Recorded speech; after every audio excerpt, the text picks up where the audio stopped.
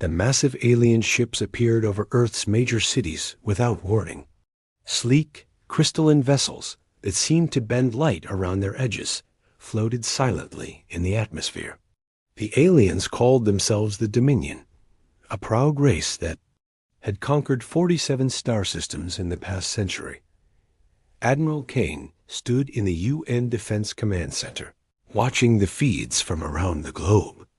The alien ships cast shadows over New York, London, Tokyo, and Mumbai. His weathered face showed no fear, only cold calculation. "Sir, they're broadcasting on all frequencies," reported Lieutenant Ross from her station. The holographic display flickered to life, showing the alien commander. He was tall and elegant, with pale blue skin and 4 arms ending in delicate fingers. His species, the Vex, considered themselves the pinnacle of evolution in the galaxy. "Primitive humans," the commander spoke in perfect English, his voice carrying an unmistakable tone of superiority. "I am Commander Vell of the Dominion Fleet. Your species has caught our attention with your crude expansion into space. We offer you a choice: surrender now and serve as laborers in our empire, or face complete destruction."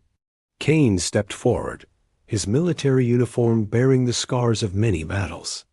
"This is Admiral Kane of Earth Defense. You have 60 seconds to leave our airspace before we consider you hostile." The alien commander laughed, a sound like crystal chimes. "Your weapons are primitive. Your fastest ships barely reach a fraction of light speed. We have studied your technology for months. You have nothing that can threaten us." 50 seconds, Kane replied calmly. "Commander," whispered Captain Mills, standing beside Kane, "our initial scans show their shields are incredibly advanced. Our nuclear weapons might not even scratch them." Kane nodded, but kept his eyes on the screen. The alien commander was now addressing his own crew in their musical language, clearly amused by humanity's defiance. Around the world, people watched the broadcast with growing fear.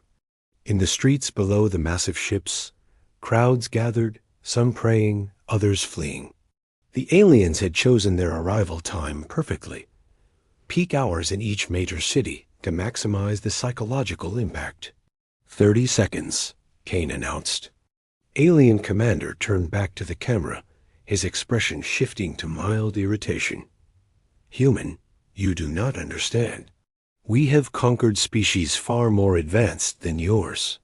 The rock dwellers of Titan Prime had energy weapons that could shatter moons. The hive minds of the Outer Rim could process information faster than your greatest computers. All fell before the Dominion." 20 seconds. Behind Kane, the command center hummed with activity. Technicians worked at their stations, their faces tense but determined. General Smith entered the room and approached Kane. "Admiral, all defense platforms are online. Project Mjolnir is ready for deployment," Smith whispered. Kane allowed himself a small smile. The aliens had indeed studied humanity's technology, but they had only seen what humanity wanted them to see. Project Mjolnir had been humanity's most classified program, a weapon system developed in complete secrecy over the past decade. 10 seconds, Kane announced. The alien commander's 4 arms spread in a gesture of mock surrender. "Very well. Admiral Kane, since you insist on demonstrating your species' famous stubbornness, we shall provide a small demonstration of our power. Perhaps watching one of your cities disappear will change your perspective." 5 seconds. On the screens, the alien ships began to glow with an ominous energy. Weapon ports opened along their hulls, revealing technology that seemed to warp space itself around the charging weapons. 3, 2, 1. Kane pressed a single button on his command console. "Their first mistake," he said quietly, "was thinking they knew everything about human ingenuity." Across the globe, hidden launch sites that had been disguised as ordinary buildings suddenly opened. What emerged were not the missiles the aliens expected, but something far more sophisticated. Sleek, dark projectiles shot upward at impossible speeds, moving faster than anything in humanity's known arsenal. The alien commander's expression changed from amusement to confusion as his sensors detected the incoming projectiles. What are these weapons? Our scans show no energy signatures, no nuclear cores, ... Simple kinetic energy, Kane replied. Sometimes the old ways are the best ways. Those projectiles are moving at 98% the speed of light. Let's see how your shields handle that. The story continues as humanity reveals that their greatest strength was never their technology alone, but their ability to innovate, adapt, and never give up in the face of impossible odds. Commander Vel's confidence evaporated as the first kinetic projectile struck his flagship. The impact sent shockwaves through the crystalline hull, and for the first time in decades, Dominion. Shields flickered under assault. Impossible, Vel shouted, his forearms frantically working his command interface. These projectiles have no energy signature. How can they penetrate our defenses? His science officer, a thin Vex named Tor, analyzed the readings with growing alarm. Commander, these are pure mass accelerated to near light speed. Our shields are designed to deflect energy weapons and explosive devices, not solid matter moving at such velocity. On Earth, Admiral Kane watched the alien ships struggle against humanity's surprise attack. The kinetic projectiles weren't just fast, they were smart. Each one contained guidance systems that could adjust trajectory in flight, making them nearly impossible to intercept. Project Mjolnir is performing beyond expectations, reported Lieutenant Ross. 16 direct hits on the lead vessel, 14 on the secondary targets. Kane nodded grimly. Phase 2, all stations. Release the swarm. The aliens thought the kinetic bombardment was humanity's full response. They were wrong again. From hidden positions around the globe, millions of small objects launched into space. To alien sensors, they appeared to be simple debris, chunks of metal and rock with no apparent purpose. Commander, Vel managed to stabilize his ship as the kinetic barrage continued. Return fire. Target their launch sites. The alien weapons fired. Streams of superheated plasma toward Earth. The beams could melt through a mountain in seconds, but they struck only empty ground. The human launch sites had been abandoned immediately after firing, leaving nothing but concrete and metal for the aliens to destroy. Commander, Tor reported urgently, I'm detecting massive movement around our fleet. Small objects, thousands of them, approaching from all directions. Space debris, Vel dismissed. The humans are throwing rocks at us now. But as the objects drew closer, they began to change. What appeared to be random chunks of metal suddenly unfolded like deadly flowers. Each piece revealed itself to be a sophisticated drone, armed and programmed for one purpose: to find and exploit weaknesses in Dominion technology. Captain Mills watched the tactical display with satisfaction. The beauty of the swarm protocol is its simplicity. No energy signatures to detect, no complex systems to jam. Just thousands of small, determined machines doing what they do best. The first wave of drones reached the alien ships and immediately went to work. They didn't attack with weapons. Instead, they began cutting through hull plating with industrial lasers, targeting sensor arrays, weapon ports, and engine exhausts.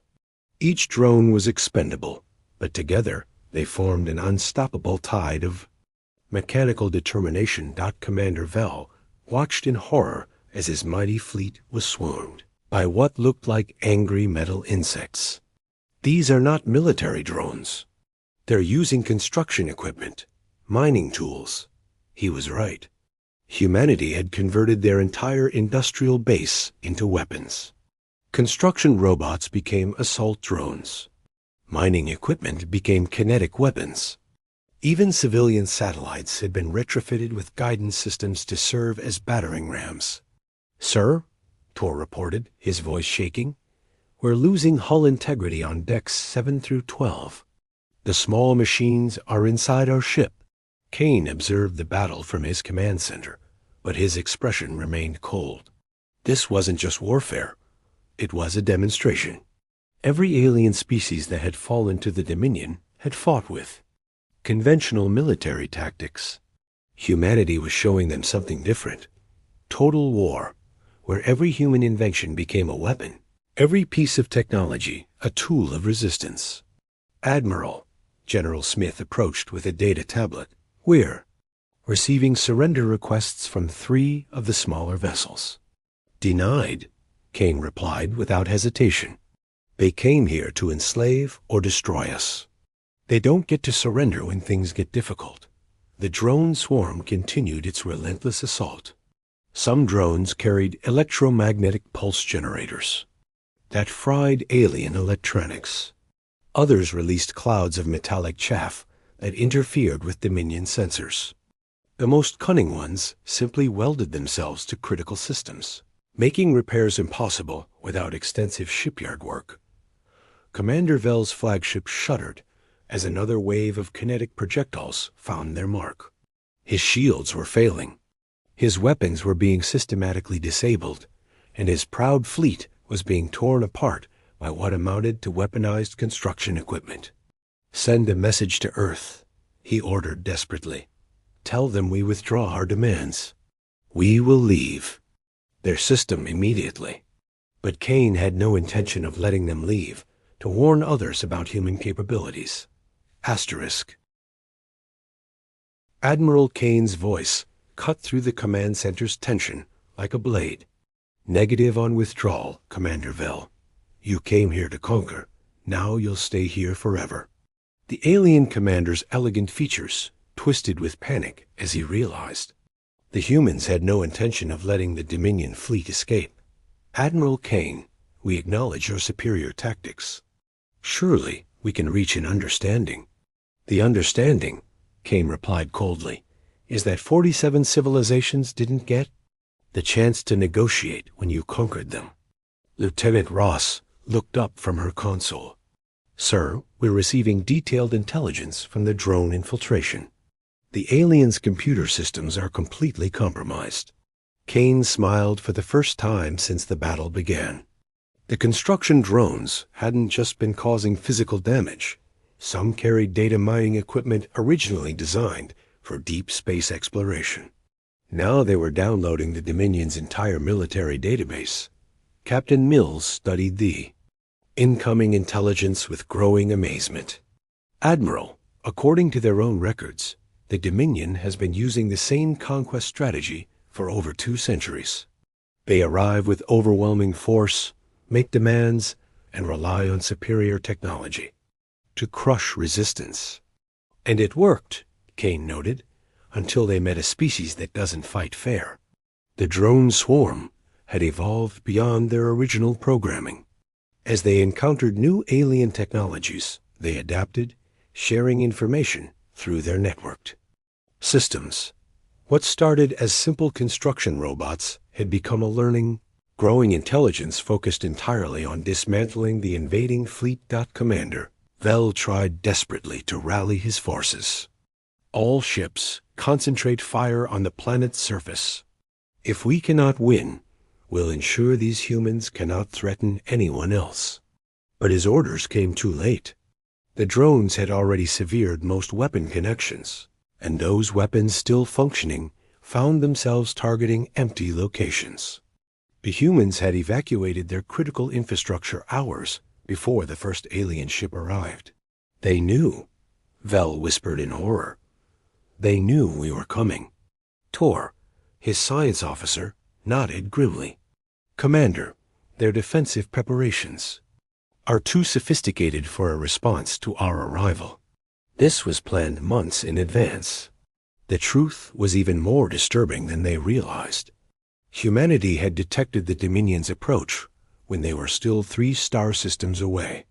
The aliens' confidence in their stealth technology had blinded them to the possibility that primitive humans might possess detection methods they couldn't understand. "Sir," reported Sergeant Blake from the intelligence station, "we've confirmed the alien fleet's communication with their home systems. They've been sending regular reports on human capabilities." Kane's expression darkened. "Cut their communications. All of them. No signals leave this system." The final phase of humanity's trap snapped shut. High-powered jammers, originally designed for deep space communication, now prevented any signal from reaching beyond Earth's solar system. The Dominion fleet was completely isolated. Commander Vell's flagship groaned under the continued assault.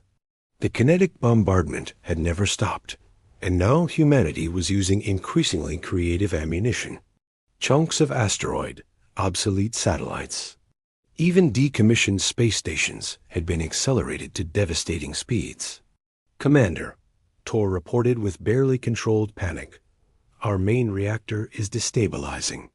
The humans have somehow introduced a virus into our power management systems." The virus wasn't actually a virus at all. It was a simple program that mimicked the Dominion's own maintenance protocols, while gradually increasing reactor output beyond safe parameters. Human programmers had studied alien computer architecture for mere hours before finding ways to turn their advanced systems against them.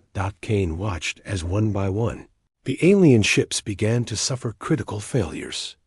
"The problem with relying on superior technology," he mused to his staff, "is that eventually someone figures out how to turn it against you." General Smith approached with the latest casualty reports. "Admiral, the final alien vessel is reporting complete system failure. Commander Vell is requesting permission to abandon ship." "Granted," Kane replied. "But their escape pods go into our holding facilities, not back to Dominion space." As the last alien ship began to break apart under the relentless assault, Kane activated the fleet-wide communication system. His message would be recorded by every surviving alien, a testament to carry forward if any somehow escaped.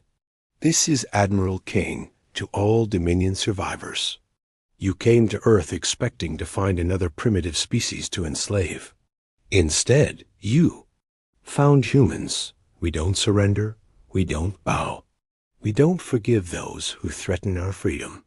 Remember this moment when you tell others about Earth. Tell them that their first mistake was challenging our steel and fury." The battle was ending, but Kane knew this was just the beginning of a larger war.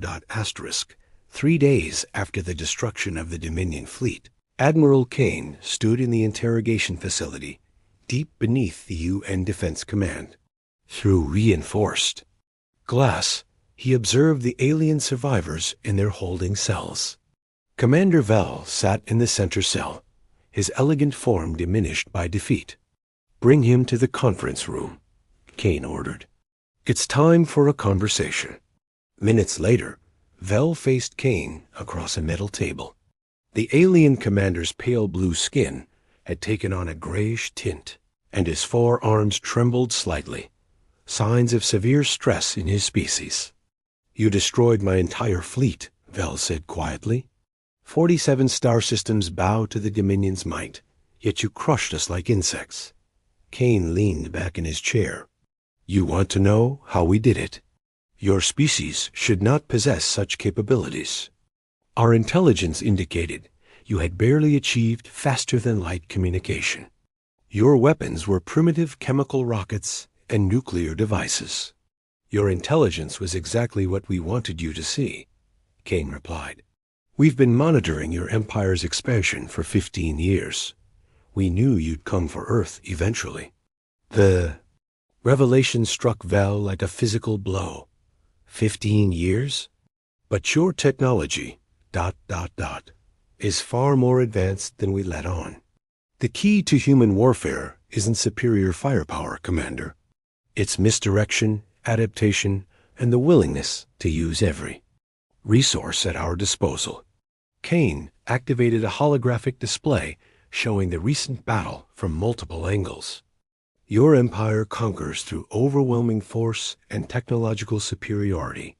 You arrive, demonstrate your power, and accept surrender. It's efficient, but predictable. The display showed the kinetic weapon's launch sequence.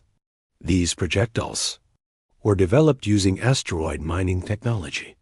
We simply scaled up the mass drivers we used to move raw materials and added guidance systems. Vel watched his flagship being destroyed again and again. The swarm ... those weren't military drones. Construction robots, mining equipment, maintenance bots, even children's toys retrofitted with basic AI and weapon systems. We turned our entire industrial civilization into a weapon. Kane paused the display. But the real breakthrough was understanding your psychology. Our psychology? Kane smiled grimly. The Dominion conquers primitive species. You've developed an arrogance. That makes you predictable. You study our obvious capabilities and assume that's all we have. You never considered that a truly advanced species might hide their achievements. The hologram shifted to show pre-battle intelligence gathering. We've had faster-than-light travel for 8 years. Quantum computing for 12. Directed energy. Weapons for 6. But we kept using chemical rockets for all visible space operations. We made sure every satellite you could detect was using obviously primitive technology. Vel's forearms clenched in frustration, a deception spanning decades. Longer than that. Humanity learned early in our development that the weak survive by making the strong underestimate them. We applied that lesson to interstellar warfare. Kane stood and walked to the window, overlooking the detention facility. Every species you conquered fought you openly, matching strength against strength. We fought you before you knew the battle had begun. The alien commander looked up with something resembling respect. And now, will you conquer the Dominion's territories? That depends on you, Commander. Kane turned back to Vel, his expression serious. Your fleet's destruction was witnessed by automated monitoring stations throughout this sector. Word will spread about what happened here. Some species will see opportunity, the mighty Dominion defeated by primitive humans. Civil war, Vel whispered. The outer systems will rebel. The core worlds will fight to maintain control, probably. Unless the Dominion learns a new way of doing business. Kane sat down again. Here's what's going to happen. You and your surviving crew will return to Dominion space in a ship we've prepared for you. You'll carry a message from Earth. The holographic display changed to show a detailed star chart. These 47 systems you conquered? They're going to be freed. The Dominion will withdraw to its original 3 systems and cease all expansion. Impossible. The Council will never agree to such terms. Kane's voice hardened. Then they'll share the same fate as your fleet. Commander, you've seen what humanity can do when we're defending our home. Imagine what we can accomplish when we're on the offensive. The display showed new images, human ships under construction in hidden facilities, weapon systems that made the kinetic bombardment look primitive, and most terrifying of all, human colonies already established in nearby systems. We've been preparing for this war for 15 years, Kane continued. Every Dominion conquest gave us more intelligence, more motivation, more time to prepare. Your Empire's first mistake was challenging Earth. Your second mistake would be forcing us to bring the war to you. Commander Vel stared at the evidence of humanity's true capabilities with growing horror. 6 months later, Admiral Kane stood on the observation deck of humanity's newest starship, the USS Retribution, as it emerged from faster-than-light travel. At the edge of the former Dominion system of Kepler Prime. Around him, a fleet of 50 human vessels materialized from hyperspace, their sleek hulls bearing the scars of recent battles. Admiral, reported Captain Torres from the bridge, we're receiving surrender broadcasts from the planetary government. They're requesting immediate protection under the Earth Liberation Protocols. Kane nodded grimly. It was the same message they'd received from 38 other former Dominion worlds. Commander Vell had delivered humanity's ultimatum to the Dominion Council, exactly as promised. But the Council's response had been predictably arrogant. They had declared war on Earth and ordered the complete extermination of the human species. Second mistake had been even more costly than their first. Status report on the Dominion's military response, Kane requested. Lieutenant Park consulted her tactical display. The last Dominion battle fleet was destroyed at Rigel Station 4 days ago. Admiral Chun's task force reports complete victory with minimal casualties. The enemy is now reduced to isolated garrison forces and civilian transports. The war had lasted exactly 4 months and 12 days. The Dominion, accustomed to fighting primitive species with predictable tactics, had been completely unprepared for humanity's approach to interstellar warfare. Human forces struck without warning, used captured Dominion technology against them, and disappeared before reinforcements could arrive. More importantly, humanity had done something the Dominion never expected. They had turned the conquered species against their oppressors. "Sir," reported Communications Officer Blake, "we're receiving a priority transmission from Earth. It's marked for your eyes only." Kane accepted the encrypted message in his private quarters. The holographic image of UN Secretary-General Martinez appeared, her expression mixing satisfaction with concern.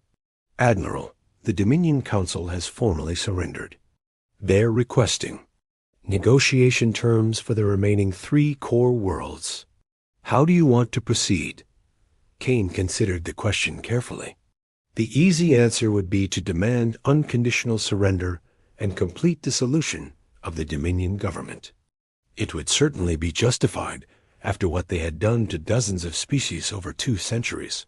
But Kane had spent the past 6 months studying the liberated worlds, and what he had learned changed his perspective on the war's ultimate goals. An hour later, Kane stood in the conference room of a captured Dominion command station. Across from him sat the 3 surviving members of the Dominion Council, their elegant features marked by defeat and fear. "Admiral Kane," spoke Elder Zix, the most senior of the council members, "we formally surrender all Dominion territories and military assets to human authority. We request only that our remaining civilian populations be spared." Kane studied the 3 aliens for several moments before responding. "Your request is denied." The council members recoiled in shock, expecting execution or slavery.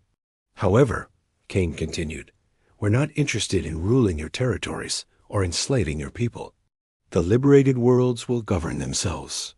The Dominion species will return to your 3 original systems and learn to coexist peacefully with your neighbors." Elder Zix looked confused. "You single quotes releasing us? With conditions." Kane activated a holographic display showing the local star map. "The Dominion's military forces are disbanded permanently.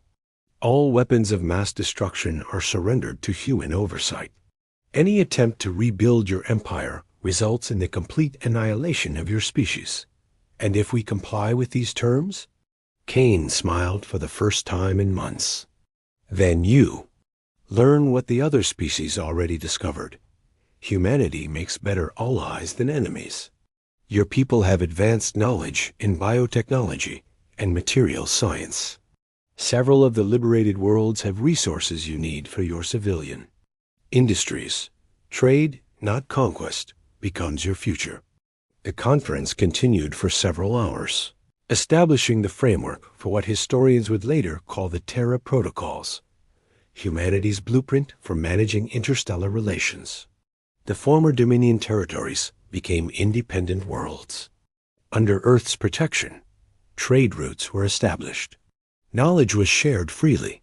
Most importantly, humanity revealed the full extent of their capabilities to the galaxy. No longer would Earth hide behind a facade of primitive technology. The message was clear. Humanity was now a major galactic power, one that would protect freedom and punish those who threatened it. As Kane's fleet prepared to return to Earth, He received one final transmission from Commander Vell, now serving as liaison between his people and the new galactic order. Admiral, Vell's message began. My people have a saying, the storm teaches the mountain humility. Humanity has been our storm. We will not forget the lesson. Kane deleted the message and looked out at the stars. Somewhere among them, other species were watching, learning, deciding whether to be friends or enemies of Earth. Their choice would determine the galaxy's future. Asterisk.